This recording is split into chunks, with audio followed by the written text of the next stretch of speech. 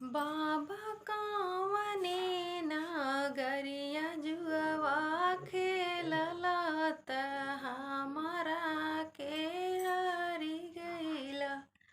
बाबा कवने नगरिया जुआवा खेलला त हमरा के हरि गइला।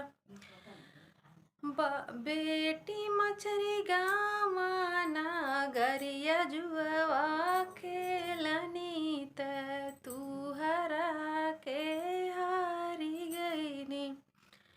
बेटी मछरी गाँव नगरिया जुआवा खेलनी त तू हरा के हारी गईनी। बाबा या मारा नियमा कहना हारला त हमरा के हारी गइला। बाबा या मारा नियमा कहना हारला त हमरा के हारी गइला।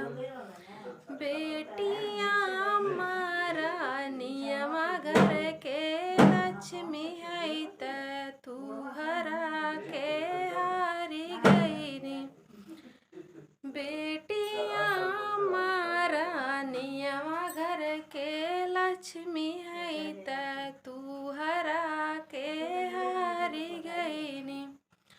चाचा कौन नगरिया जुआवा खेलला त हमरा के हारी गइला। चाचा कौन नगरिया जुआवा खेलला त हमरा के हारी गइला। बेटी मछरी गाँव नगरिया जुआवा खेलनी त तू हरा के हारी गईनी।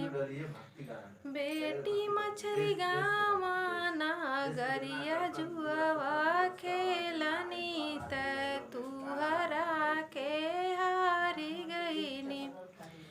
चाचा चाची नियमा कहना हारला त हमरा के हारी गइला।